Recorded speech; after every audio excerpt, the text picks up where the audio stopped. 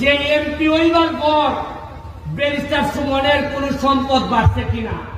আমি যদি মহিলাও যাইগা তাতেও যদি আমার সোনারঘাটের মানুষে মনে করে যে এই খোলাটা মরছে সোনারঘাটের লাগিয়া, আমার একটা বিশ্বাস সোনারঘাটের মানুষের সবচেয়ে বড় জানা আমার দিয়ে দিব। 4 মাস গেছে, সরকারি বরাদ্দ পাইছি 29.29 কোটি। কত পাইছি?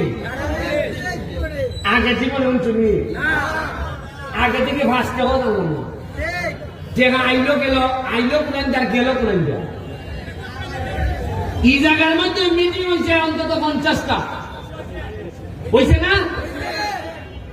আর আওয়াজের যন্ত্রণায় মসজিদের নামাজ পর্যন্ত গরম গেছে না, কিন্তু অত আওয়াজ হয়েছে টাকা বরাদ্দ হয়েছে, এই আওয়াজটা থেকে উঠলাম না কোনোদিন। কি